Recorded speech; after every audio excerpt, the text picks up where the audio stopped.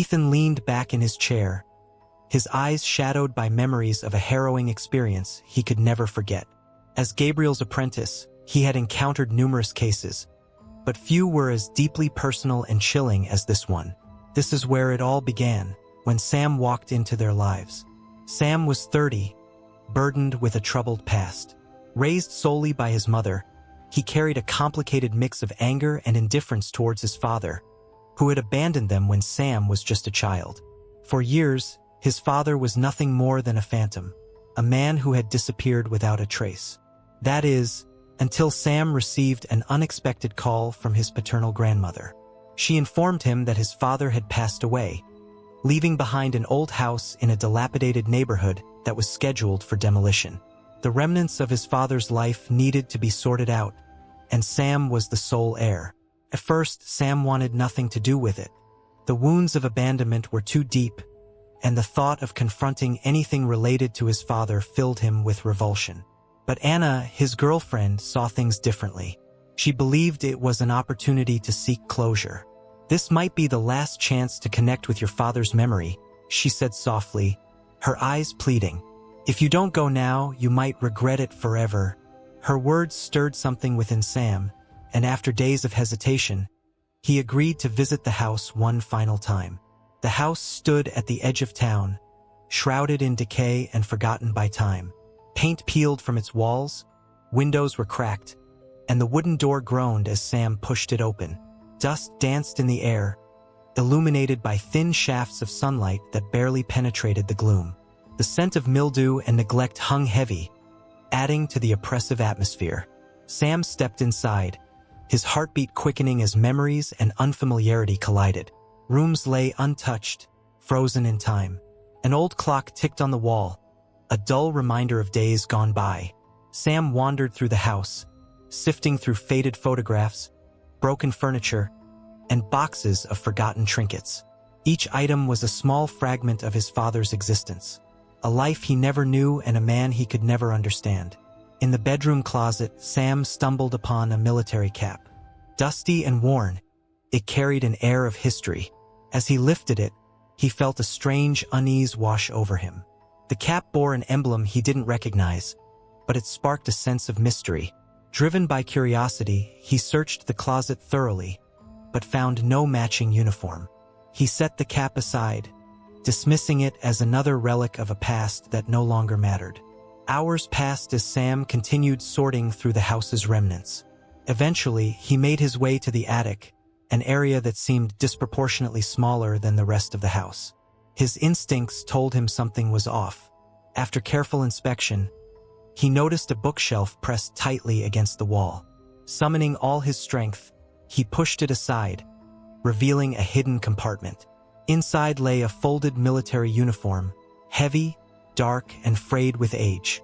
Sam hesitated, his breath catching in his throat. The uniform was unlike any he had seen before. It exuded a chilling aura, as if steeped in violence and sorrow. Despite the unease that gnawed at him, Sam felt compelled to try it on. As he slipped it over his shoulders, an eerie sense of familiarity washed over him. The uniform fit perfectly, hugging his frame as though it had been tailored for him alone. He stood before a cracked mirror, studying his reflection. The man staring back seemed different, distant and cold. The longer he looked, the more he felt disconnected from himself. Shaking off the feeling, Sam quickly removed the uniform, folded it carefully, and placed it in a box. He planned to deal with it later, perhaps as a piece of his father's legacy. But deep down, he knew something had shifted. The weight of the uniform lingered, and with it, a shadow that refused to be ignored. Back at home, Sam tried to move on. He spent the evening with Anna, pretending everything was fine. Yet, as night fell, the unease returned. Sleep came reluctantly, and when it did, it was anything but restful. Sam's dreams were dark and vivid, filled with violence and bloodshed. He found himself on a battlefield, clad in the same uniform, his hands drenched in blood. Screams echoed around him. Men, women, and children begging for mercy. But in his dream, there was no mercy, only death. He woke with a start, drenched in sweat, his heart pounding like a war drum. Beside him, Anna stirred, concern etched on her face. "Are you okay?" she asked, her voice trembling. Sam nodded mechanically, but he couldn't shake the images from his mind. The blood, the screams, they felt too real. Night after night, the dreams continued. Each time, the scenes grew more vivid and grotesque. He became a merciless killer, executing orders without question. The faces of his victims haunted him during the day, and the weight of his actions in the dream world bled into reality. His temper frayed, and he became withdrawn, irritable, and unpredictable. Anna noticed the change immediately. She often woke to find him thrashing in his sleep, muttering incomprehensible words with a voice that was not his own. Fear crept into their home.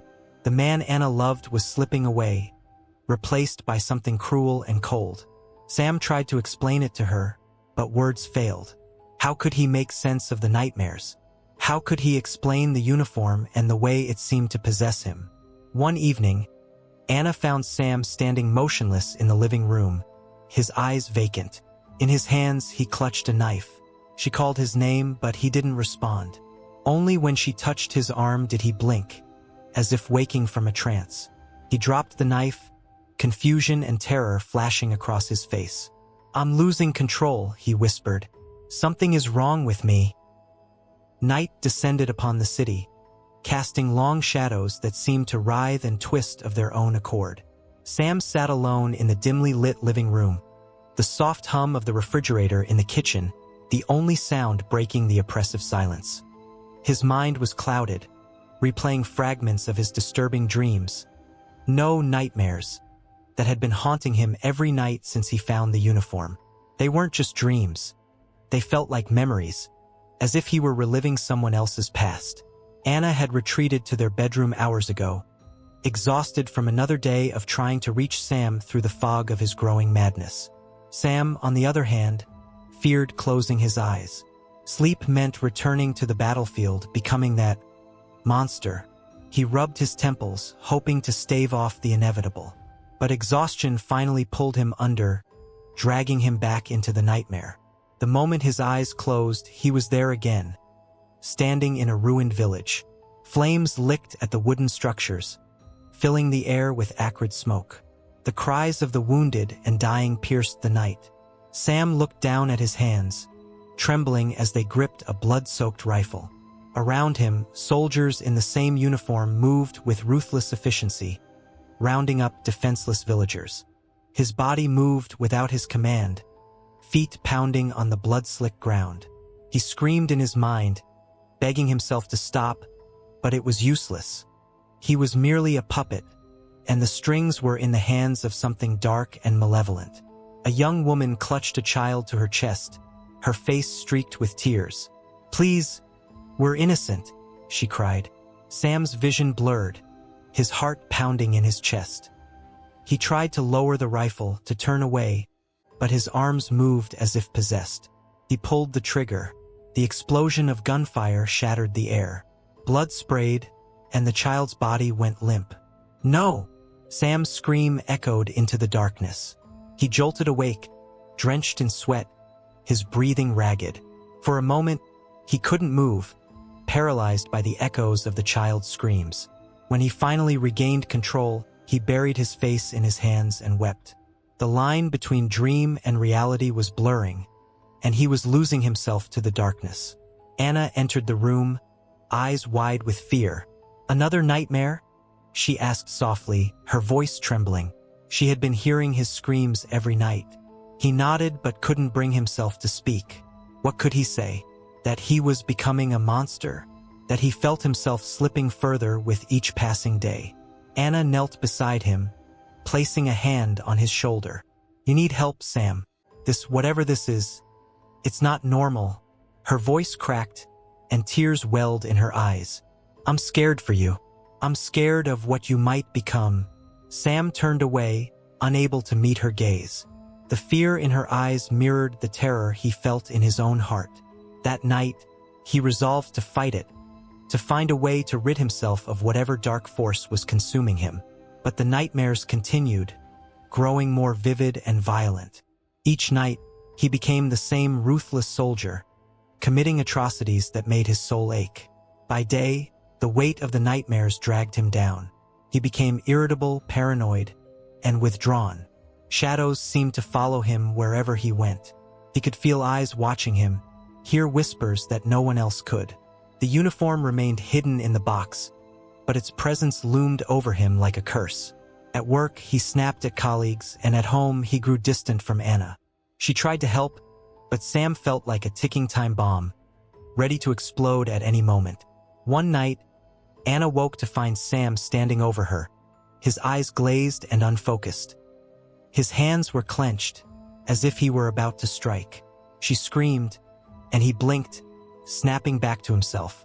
Horror dawned on his face as he realized what he'd been about to do. He stumbled back, crashing into the wall, his chest heaving. I didn't mean to," he stammered, tears streaming down his face. Anna's fear turned to desperation. She reached for her phone and called the one person she believed could help, an old acquaintance who had once spoken of Gabriel Walker, a man who dealt with things beyond the natural world. The next day, she convinced Sam to seek Gabriel's help, though he remained skeptical. What could some self-proclaimed paranormal expert do against the darkness consuming him? But deep down, he knew he had no other options. Gabriel agreed to meet them and brought along his young apprentice, Ethan. When they arrived at Sam's apartment, Gabriel's eyes immediately fell on him. He studied Sam with a piercing gaze, as if seeing past his flesh and into the festering darkness within. "You're carrying something far beyond a simple curse," Gabriel said, his voice grave. "Where is it?" Sam hesitated but eventually led them to the box containing the uniform. As he lifted the lid, a wave of cold air swept through the room, and Gabriel's eyes narrowed. "This is no ordinary relic," he murmured. "It's a vessel, one that binds and amplifies a spirit's wrath." He motioned for Ethan to bring out the protective charms and tools needed to contain whatever darkness lay within. The uniform radiated a dark energy, pulsing with malevolence. Ethan placed protective symbols around the box, but as soon as the symbols made contact with the uniform, a shockwave of dark energy erupted, knocking him backward. Gabriel steadied himself and began chanting, his voice firm and commanding. "Show yourself." The air grew heavy, and a shadowy form began to emerge from the uniform. It writhed and twisted, coiling like a serpent. Its eyes, cold and hateful, locked onto Sam. "You cannot escape me," it hissed, its voice echoing with malice. "You are my blood, and you will carry out my will." Sam's legs gave out beneath him, and he fell to the floor, trembling. Gabriel stepped forward, holding a talisman aloft. "This ends here," he declared, the talisman glowing with a bright, pure light. The shadow recoiled, shrieking in pain, but it did not retreat entirely. Instead, it lashed out, tendrils of darkness striking at everyone in the room. Chaos erupted, furniture splintered, lights flickered, and cold wind howled through the apartment. Ethan moved quickly, shielding Sam with protective charms, but he could feel the entity's raw hatred seeping into his bones. "It's too strong," he gasped, sweat dripping from his brow. Gabriel gritted his teeth, pouring every ounce of his power into containing the entity. "We have to weaken its hold," he shouted, "or it will consume him." Sam's nightmares worsened, pushing him to the brink of madness. Each night, he returned to the battlefield, a butcher commanded by an unseen force. His hands, covered in blood, felt real. The screams of his victims echoed deep within him. It was more than a nightmare. It was a memory lived through the eyes of a remorseless monster. The thin line separating Sam's dreams from reality began to dissolve. During the day, flashes of violence intruded upon his thoughts. He'd see faces, terror-stricken, pleading, and then lifeless. He couldn't shake the sensation of blood dripping from his hands, the metallic tang clinging to his senses. His reflection often betrayed him, cold eyes staring back, a hint of a cruel smile playing on his lips. Fear gripped him. Was he becoming that monster? Anna noticed every shift, every flicker of darkness that crossed Sam's face. He barely spoke anymore, and when he did, his words were sharp, cruel, and often laced with venom. Once a gentle and caring partner, Sam had become a stranger she could barely recognize. But the worst moment came late one night. Anna woke to find Sam standing at the foot of the bed, his eyes unfocused, lips moving as if whispering to unseen horrors. When she called out to him, he lunged, his hands wrapped around her throat before she could react. Only when she gasped his name did he snap out of it, horror washing over his face. Sam staggered back, trembling. I didn't... Anna, I'm sorry, he stammered, tears streaming down his cheeks. But his apology did little to soothe the terror in her eyes. She avoided him after that night, sleeping in a locked room and jumping at every sudden noise. Sam was trapped, both in his waking life and in his sleep. He feared himself more than any nightmare. Gabriel and Ethan continued their investigation. They realized that the spirit bound to the uniform was far more powerful than they had initially thought. This wasn't merely a restless ghost. It was a twisted, vengeful soul, driven by generations of hatred and bloodshed. It clung to Sam because of their shared bloodline, using him as a vessel to continue its legacy of carnage. One day, as Sam wandered aimlessly through the city, he experienced a terrifying blackout. He awoke hours later, standing in a desolate alley, his knuckles bloodied and a faint taste of iron on his lips. He had no memory of what happened but knew instinctively that he had hurt someone, or worse. Panic surged through him. Was he a killer now, just like in the dreams? Terrified, he raced home, finding solace only when he saw Gabriel and Ethan waiting for him. Gabriel's eyes were grave, but he spoke with urgency. Sam, it's getting stronger. We have to act now, before you're completely lost. Ethan, who had been studying the old military records Gabriel unearthed, approached with a solemn expression. Your ancestor wasn't just a soldier. He was a war criminal, a butcher responsible for atrocities too horrific to be recorded. His soul was damned long before he died, and whatever ritual he performed before his death ensured he'd never rest. Sam sank into a chair, burying his face in his hands. He felt dirty, tainted by the sins of his bloodline. What does it want from me? He whispered. Why me? Gabriel's gaze softened, just for a moment. It's using your blood to anchor itself. Through you, it seeks to live again, to continue its bloody work. Sam's body trembled with fear and anger. I won't let it, he declared, though his voice wavered. He was scared, terrified of what he'd already done, of what he might become. But the spirit wasn't about to give up its vessel so easily. Over the next few days, Gabriel and Ethan prepared for a ritual that might sever the bond between Sam and the spirit. They worked tirelessly, gathering rare artifacts and drawing complex sigils that shimmered with an otherworldly light. The ritual had to be performed where the spirit's power was strongest, back at Sam's father's old house, where the uniform had first been discovered. Night fell, and the house became a crucible of tension and dread. Gabriel positioned Sam within a protective circle inscribed with blood and ash. Stay inside this circle, no matter what happens, Gabriel warned. If you step out, it will consume you. As the ritual began, the air grew cold, and shadows gathered like living things. Gabriel chanted ancient words of power, and Ethan stood guard, his senses heightened. The uniform, placed in the center of the room, shuddered and writhed as if alive. Suddenly, a wave of dark energy burst forth, slamming into the walls. Windows shattered, and an icy wind howled through the house. From the shadows, the spirit manifested, a towering, grotesque figure cloaked in darkness. Its eyes glowed red with malice. It laughed, a chilling sound that resonated through bone and marrow. You think you can banish me? It sneered, its voice filled with centuries of hatred. I am eternal. Gabriel's voice never faltered. You are bound to this place. Your time is over. He raised a talisman, its light blinding, and the spirit recoiled. But it wasn't done. It surged forward, slamming into the protective barrier around Sam. The circle cracked and flickered, Sam screamed as the spirit's essence seeped into him, clawing at his soul. Visions of violence flooded his mind. He saw himself as the monster, relishing in the slaughter, reveling in the blood. No! Sam fought back with every ounce of his willpower. He clutched at his chest, feeling the spirit's grip tighten. "I won't let you control me." Ethan acted quickly, placing protective symbols around the circle, chanting as Gabriel instructed. The symbols glowed, repelling the spirit's influence. But it wasn't enough. The spirit roared, sending shockwaves of dark energy that sent Ethan crashing into a wall.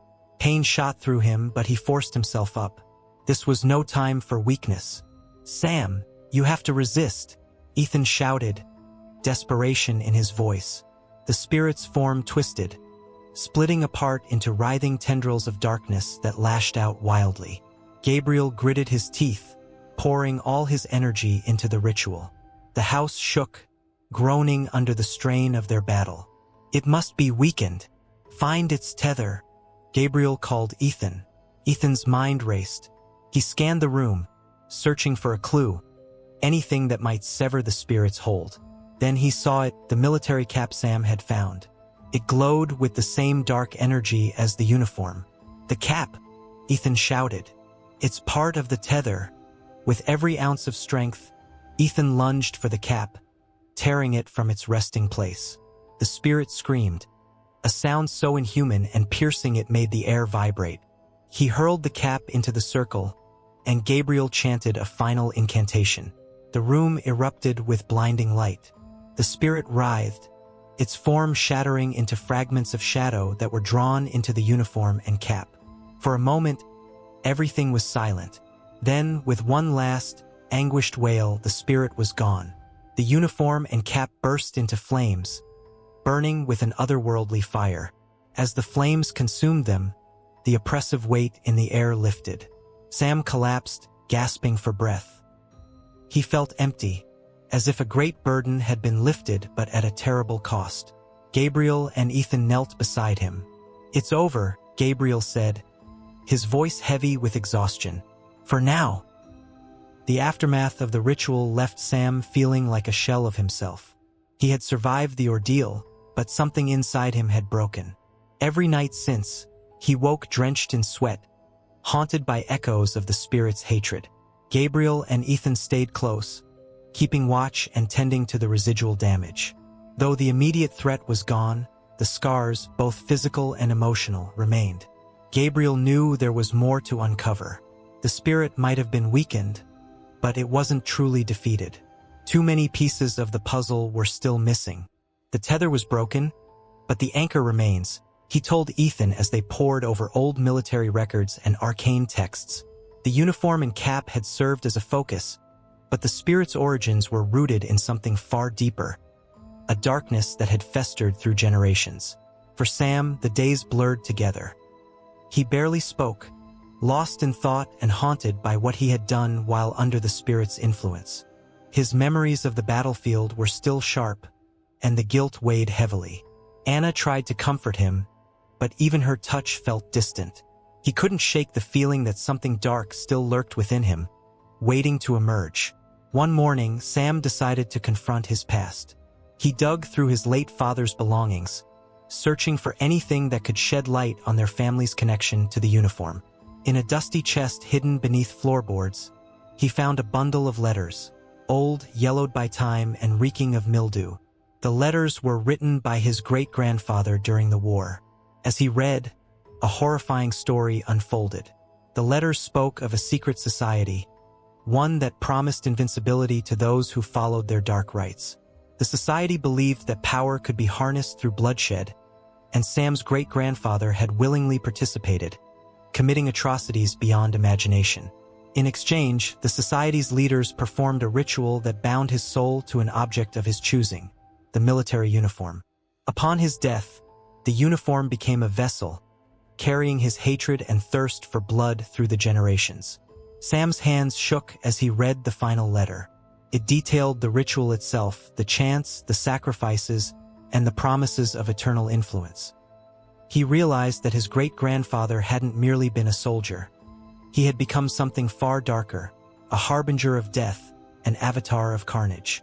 The spirit's hold on him was no accident. It was by design.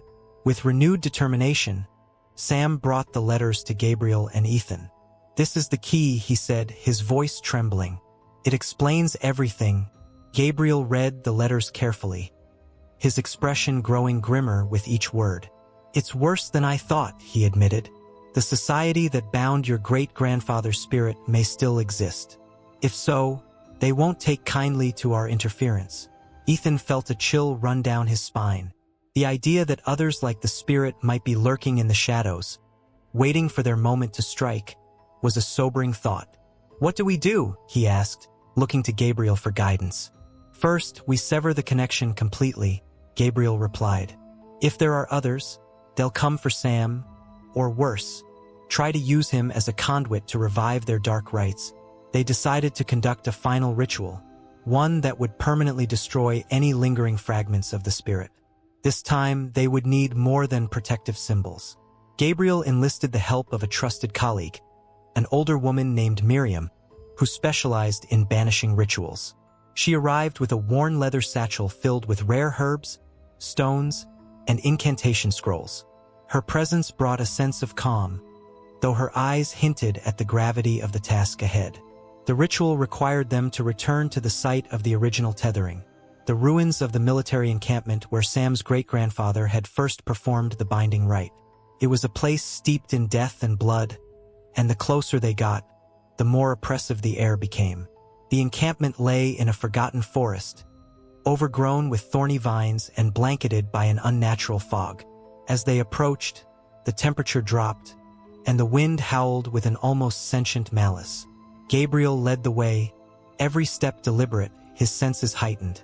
Miriam and Ethan followed, each carrying components for the ritual. Sam walked in the rear, fear gnawing at him. He could feel the spirit's lingering presence, as if it were watching, waiting for a chance to strike. They reached the heart of the ruins, a circle of charred stones where countless sacrifices had taken place. Gabriel and Miriam began drawing symbols in ash and blood around the circle. The air crackled with energy, and the shadows seemed to pulse and writhe. "Stay within the circle," Gabriel warned Sam. "No matter what happens." The ritual began with chants that echoed through the trees, their vibrations stirring the earth. Shadows crept closer, clawing at the edge of the circle. Suddenly, the ground trembled, and a dark mist poured forth, coalescing into a familiar form. The spirit, its eyes burning with fury. It roared, shaking the forest. "You dare defy me again?" It hissed, its voice dripping with malice. "This bloodline is mine." Sam's heart pounded as he faced the embodiment of his family's darkness. "You don't own me," he said, his voice wavering but resolute. "Not anymore." The spirit lashed out, tendrils of shadow striking the circle's protective barrier. Gabriel and Miriam chanted louder, reinforcing the wards. Ethan focused all his energy on maintaining the circle, beads of sweat forming on his forehead. The spirit's rage was palpable, and its power surged with every second. "You cannot sever what was forged in blood," the spirit shrieked, its form distorting and expanding. It loomed over Sam, its presence suffocating. Memories of violence and death flooded his mind, threatening to consume him. But this time he refused to let it win. Gabriel raised a talisman, its light piercing through the darkness. "You are bound by your own hatred," he intoned. "Release your hold, or be destroyed." The spirit shrieked, lashing out with renewed fury. Shadows swirled around Sam, clawing at his skin, but he stood his ground. "I am not you," he whispered, tears streaming down his face. "I will never be you." With those words, the talisman erupted in blinding light. The spirit's form twisted and cracked, its essence drawn into the circle. Gabriel, Miriam, and Ethan poured every ounce of their energy into the banishment. The spirit howled, its form disintegrating. Finally, with one last, agonized scream, it shattered, leaving only silence. The air cleared, and the oppressive weight lifted. Sam collapsed, gasping for breath. Gabriel placed a hand on his shoulder. "It's over," he said softly, though they all knew that some scars would never heal. The journey back from the encampment was silent. Sam felt hollow, as if a part of him had been ripped away during the ritual. He had faced the darkness within him and emerged victorious. But at what cost? The memories of his great-grandfather's atrocities still haunted him. Every time he closed his eyes, he saw the bloodshed, the cries of the innocent, and the twisted satisfaction that had once coursed through his veins. The spirit might have been banished, but its echoes lingered. Gabriel and Ethan remained watchful, sensing that their work was not entirely done. They had witnessed too many cases where malevolent forces left scars that never fully healed. Miriam had stayed behind to cleanse the encampment, ensuring that no lingering traces of darkness would seep back into the world. Even so, the unease in their group was palpable. Back at Sam's apartment, he tried to resume some semblance of a normal life. Anna returned, tentative but determined to help him heal. She prepared meals, spoke softly to him, and tried to remind him of who he was before the darkness took hold. But Sam could see the fear in her eyes whenever he flinched or stared too long at nothing. He knew she wanted to believe he was free of the spirit's influence, but a part of her would always wonder. Gabriel, ever vigilant, continued his research. "There's something still amiss," he confided to Ethan one evening. "The spirit was banished, but its roots run deep. This bloodline curse. It's not something that disappears overnight." Ethan nodded, though fatigue lined his face. The battles they fought weren't always with spirits and curses. Sometimes the hardest battles were the ones waged within. "Do you think it will come back?" he asked quietly. Gabriel considered the question carefully before replying. "I hope not, but we must be prepared." Meanwhile, Sam's nights were far from restful. Though the spirit had been banished, his dreams were still plagued by flashes of the past. He would wake in the dead of night, his heart racing, sweat soaking his sheets. In the mirror, he sometimes caught a glimpse of himself with cold, unfeeling eyes that reminded him of his great-grandfather. Fear gripped him every time. What if the darkness hadn't been fully exorcised? What if it was still there, waiting for a moment of weakness? One particularly harrowing night, Sam found himself standing in front of the mirror, clutching a shard of broken glass. He didn't remember how he got there or why his hand was bleeding. Anna found him, panic-stricken. "Sam, put it down," she whispered, her voice shaking. He looked at her, eyes wide with confusion, and then at his own reflection. Blood dripped from his hand, staining the floor. "I don't know if it's really gone," he said, his voice hollow. "I don't know if I'm free." Anna gently took the glass from his hand and wrapped it in a towel. "You are," she insisted, though the tremor in her voice betrayed her fear. "You are, Sam. You just need time." But time alone wouldn't be enough. Sam knew he had to confront his family's legacy head-on. He returned to Gabriel and Ethan, determined to learn more about the society that had corrupted his great-grandfather. If they still existed, he needed to stop them from using others the way they had used his ancestor. Their investigation led them to an old library hidden beneath layers of bureaucracy and secrecy. Within its dusty archives, they unearthed records of the society, a cabal that had survived in the shadows, manipulating desperate men with promises of power. The rituals they practiced were abhorrent, involving human sacrifices and binding souls to cursed objects. The military uniform was just one of many such vessels. The realization sickened Sam. "How many more are there?" he asked, horrified. Gabriel shook his head. "Too many. But we can't fight them all at once. We need to destroy their network piece by piece." Together, they formulated a plan to track down other cursed objects and dismantle the society's influence. It would be a long and dangerous road, but Sam was determined to atone for his bloodline's sins. "I won't let anyone else suffer because of my family," he vowed. The first step was to find a cursed locket rumored to possess similar dark powers. It was said to be in the possession of a reclusive collector obsessed with the occult. Gabriel and Ethan prepared for a confrontation, but they knew this mission would be different. Sam would be fighting alongside them, not as a victim, but as someone determined to make a difference. Their journey took them to a secluded mansion on the outskirts of town. The collector, an eccentric man named Edgar, greeted them with a smile that didn't reach his eyes. "I've been expecting you," he said, his voice oozing with malice. The locket hung around his neck, pulsing with dark energy. Gabriel stepped forward, talisman in hand. "We're here to end this," he declared. Edgar laughed, a hollow, chilling sound. "You can try." The battle that followed was fierce. Shadows leapt from the walls, taking on monstrous shapes. The air crackled with dark magic, and every step forward was met with resistance. Sam fought with a newfound determination, using his fear and guilt as fuel. He would not allow another cursed object to destroy lives. When the locket was finally torn from Edgar's neck, it unleashed a torrent of energy that shook the mansion to its foundations. Gabriel and Ethan worked quickly, chanting the banishment ritual. Sam, battered and bruised, watched as the locket's power was extinguished. Another piece of the society's dark puzzle had been dismantled. Back at their base, Sam collapsed into a chair, exhausted but relieved. He knew this was only the beginning, but for the first time in weeks, he felt hope. "We'll find them all," he said, his voice steady. "And we'll end it." Gabriel nodded, a rare smile touching his lips. One step at a time, Ethan clapped Sam on the back.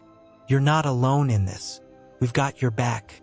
At that moment, Sam realized that he wasn't defined by his bloodline.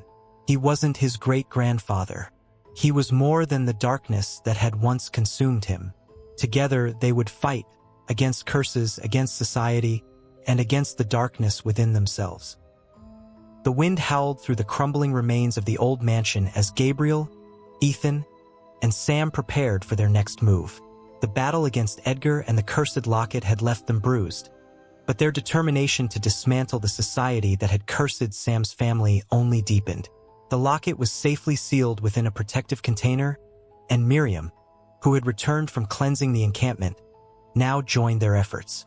"Each cursed artifact we destroy brings us closer to severing the society's influence," Gabriel said, spreading a map across the table. He traced his finger along several marked locations. "But they are numerous, scattered, and deeply hidden. This is going to be a war of attrition." Ethan leaned over, frowning at the map. "Do we have any idea who's behind the society now?" "Edgar was just a pawn, wasn't he?" Gabriel nodded. "There's always someone pulling the strings. But to find the head of the serpent, we need to follow the trail of artifacts." Sam listened intently, feeling a mix of dread and determination.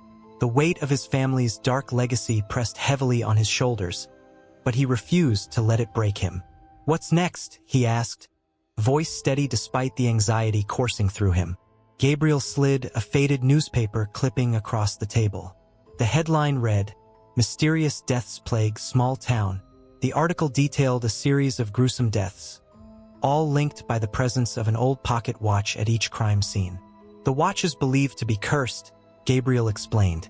"Each victim was found clutching it, and witnesses report seeing a shadowy figure moments before their deaths."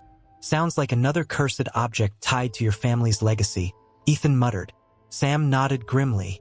He wasn't surprised. The more they uncovered, the clearer it became that his great-grandfather's darkness had seeped into countless artifacts, each bearing a part of his corrupted soul. The town mentioned in the article was a small, isolated community nestled in the hills. As they arrived, a heavy fog clung to the ground, muffling all sound and lending the town an otherworldly atmosphere. Gabriel led the group through the narrow, cobblestone streets, their footsteps echoing eerily. Townspeople peered at them from behind curtains, their faces pale and fearful. Their first stop was the local sheriff's office. Sheriff Mallory, a grizzled man with tired eyes, met them with suspicion but soon warmed when Gabriel presented his credentials. "You're here about the deaths, aren't you?" Mallory asked, his voice low. "I don't know how much help I can be. People are terrified, and for good reason." He led them to the evidence room, where the pocket watch was kept in a sealed display case. Even through the glass, its malevolent energy was palpable. The The hands of the watch spun erratically, defying all logic. Sam's breath caught in his throat as he approached. He could almost hear whispers, like the faint ticking of the watch but twisted into a sinister rhythm. "It's been like that since we found it," Mallory said.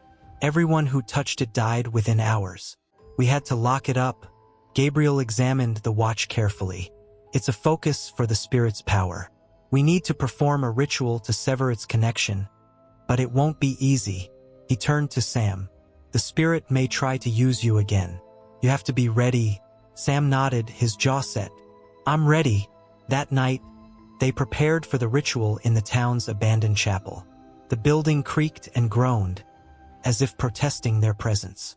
Candles flickered, casting long shadows on the cracked walls.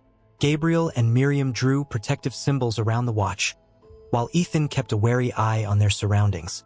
As the ritual began, the air grew heavy. Shadows gathered in the corners, whispering and shifting. The pocket watch vibrated within its case, emitting a low, ominous hum. Gabriel's voice rose, chanting words of power that resonated through the room. The watch's hands spun faster, blurring into a whirl of darkness. Suddenly, the shadows surged forward, coalescing into a humanoid figure. Tall, gaunt, and cloaked in darkness. Its eyes glowed with malevolence, and its presence radiated a suffocating hatred. "You dare challenge the will of the damned?" it hissed, its voice reverberating like the toll of a death knell. Ethan stepped forward, wielding a protective charm, but the entity swatted him aside with a flick of its hand. He crashed into a pew, gasping for breath. Gabriel and Miriam intensified their chants, forming a barrier of light around the watch, but the entity lashed out, cracking the barrier. The spirit turned its gaze to Sam. "You are bound to me by blood," it intoned, its voice both seductive and cruel. "Surrender, and I will grant you power beyond your dreams." Sam felt the pull, a dark temptation whispering in his mind. He clenched his fists, fighting the allure. "I'm not you," he spat through gritted teeth. "I won't be a pawn." The spirit roared, tendrils of shadow reaching for him. But Sam didn't back down. He stepped into the circle of light, placing himself between the watch and the spirit. The tendrils lashed at him, leaving burning scars, but he held his ground. "I'm not afraid of you anymore." Gabriel seized the moment. "Ethan, now." Ethan, battered but determined, hurled a vial of consecrated salt into the circle. The salt exploded in a flash of light, weakening the spirit's form. Gabriel chanted the final incantation, and Miriam raised her hands, directing the energy toward the watch. The entity writhed, its form flickering. It let out a final, ear-splitting shriek before disintegrating, its essence drawn into the watch. The hands stopped spinning, falling motionless. The room fell silent, the oppressive energy dissipating. Sam collapsed, his body trembling from the strain. Gabriel placed a reassuring hand on his shoulder. "You did well," he said, his voice soft but resolute. Sam nodded weakly. "One down. How many more to go?" Gabriel's expression was grim. "As many as it takes." The ruins of the Thorned Keep lay silent, but the group knew that this was merely a reprieve. The cultists' influence ran deep, and the destruction of one of their strongholds would undoubtedly trigger a response. Gabriel, Ethan, and Sam regrouped in a small, secluded cabin they had secured as a temporary base. The weight of their recent victory hung heavily on their shoulders, but they all knew the war was far from over. As the fire crackled in the hearth, Gabriel spread out old maps and documents recovered from the Thorned Keep. "This symbol, the crescent moon entwined with thorns, is at the core of their operations," he said, tracing it with his finger. "It's more than just a mark. It's a key to understanding their network." Ethan leaned over the table, exhaustion etched into his features. "What do we do next?" he asked, his voice low but determined. "We can't just wait for them to strike back." Gabriel nodded, his eyes hardening. "We need to dismantle their influence piece by piece. Every artifact we destroy weakens their hold. But we have to be cautious, they know we're coming." Sam, seated in the corner, listened intently. The recent battles had left him scarred, both physically and emotionally. The echoes of his great-grandfather's spirit still whispered at the edge of his mind, a constant reminder of the darkness lurking within him. "How do we find the next artifact?" he asked, breaking the silence. Gabriel handed him a weathered piece of parchment. "There have been reports of strange occurrences in a mountain village, a place where time seems to stand still. Villagers speak of people disappearing and reappearing as if no time has passed, always with a faint glimmer of a cursed pocket watch." "A pocket watch?" Ethan repeated, raising an eyebrow. "Sounds like another artifact." "Most likely," Gabriel confirmed. "And if it's anything like the last one, it's bound to be heavily protected." The journey to the village was arduous, with treacherous paths winding through dense forests and steep cliffs. As they climbed, the air grew colder, and an oppressive silence settled around them. The villagers they encountered were wary, their eyes hollow with fear. When questioned about the pocket watch, they spoke in hushed tones, as if afraid of being overheard. "It's cursed," one elderly woman whispered, clutching a rosary. "Those who touch it vanish, or worse." The trio knew they were walking into another trap, but there was no turning back. They followed the villagers' directions to an old chapel at the edge of the village. Inside, the air was thick with dust and decay. At the center of the room, resting on a stone altar, was the pocket watch. Even from a distance, its malevolent energy was palpable. The hands of the watch spun wildly, defying all logic, and shadows flickered along the walls. Gabriel approached cautiously, muttering protective incantations under his breath. "Be ready," he warned. The moment he touched the protective circle surrounding the watch, the air erupted with energy. Shadows poured from the walls, coalescing into a towering figure, dark, twisted, and cloaked in hatred. Its eyes glowed with malice as it fixed its gaze on Sam. "You dare defy us?" it hissed, its voice echoing with ancient malice. Sam felt the pull of the darkness immediately. Memories of his ancestors' atrocities surged through him, threatening to overwhelm his senses. He staggered backward, clutching his head. "Not again," he whispered, fear twisting his features. Ethan stepped between Sam and the entity, raising a talisman. "You're not taking him," he declared, his voice steady despite the fear in his eyes. The entity lashed out, sending waves of darkness crashing against them. The force of the attack sent Ethan sprawling, but he scrambled to his feet, determination burning in his gaze.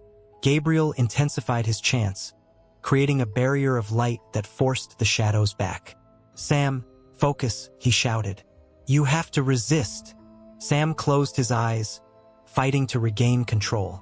The darkness whispered of power, of vengeance, of giving in to his bloodline's cursed legacy.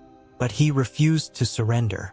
"You don't own me," he spat, his voice trembling but defiant. The entity roared, its form writhing as it tried to breach Gabriel's barrier. "You are bound by blood," it screeched. "You cannot escape." Sam's resolve hardened. "I can, and I will." Summoning every ounce of strength, he stepped forward, placing himself within the protective circle. The entity's power surged, but Gabriel and Ethan held the barrier. Sam reached for the pocket watch, feeling its malevolence claw at his mind. With a cry of determination, he shattered it against the altar. The entity let out a piercing scream, its form unraveling into tendrils of darkness that dissipated into the air. The watch's fragments glowed briefly before crumbling to dust. The oppressive weight lifted, leaving the chapel in eerie silence. Gabriel approached Sam, his expression a mix of relief and concern. "You did it," he said, placing a hand on his shoulder. "But at what cost?" Sam's hands were trembling. "It's never really over, is it?" he asked, his voice hollow. "No," Gabriel admitted, "but you're stronger than you think." As they left the village, the weight of their mission pressed down on them once more. There would be more battles, more artifacts, and more darkness to face. But for now, they had won another victory, and so they pressed on. The victory over the cursed pocket watch felt hollow. Though they had destroyed one more fragment of the society's dark power, the weight of what lay ahead pressed heavily upon Sam, Gabriel and Ethan. The journey back from the mountain village was long, and the exhaustion that clung to them was more than physical. Each of them bore scars, some visible, others hidden deep within their souls. Back at their temporary refuge, a small, unassuming safe house in the heart of an old town, Gabriel immediately set about strengthening their protective wards. The society was relentless, and he knew that any moment of vulnerability could invite retaliation. Ethan, his body still sore from the battle, joined him. The two worked in tense silence, the weight of their shared mission evident in every glance. Sam, meanwhile, retreated to a quiet room, seeking solace from the nightmares that haunted him. The echoes of his great-grandfather's malevolence still whispered in the corners of his mind, clawing at his sanity. He clenched his fists until his knuckles turned white. He would not let the darkness win, not again. As night fell, Anna arrived. Her presence was a fragile light in the gloom, a reminder of what Sam was fighting for. She sat beside him, her eyes searching his face for any trace of the man she once knew. "How are you?" she asked softly, her voice laced with worry. Sam met her gaze, forcing a weak smile. "I'm surviving," he said, but they both knew it was more complicated than that. The shadows lingered, waiting for a moment of weakness. He reached for her hand, holding it tightly. "I'm trying, Anna. I really am. I know," she whispered, tears brimming in her eyes. "But you don't have to do this alone." The tenderness of the moment was interrupted by a sudden, violent wind that rattled the windows. Gabriel burst into the room, his expression grim. "We have company," he said. "The society is here." Outside, the night had grown darker, as if the very stars had been snuffed out. Shadows moved through the streets, coiling and shifting like living things. Cultists emerged, their faces hidden by dark hoods, their hands crackling with dark energy. They had come to reclaim what they believed was theirs, and to punish those who stood against them. Ethan drew his blade, its edge inscribed with protective runes that glowed faintly. "We're not ready for this," he muttered, fear tightening his chest. Gabriel stepped forward, his talisman already burning with a blinding light. "We don't have a choice."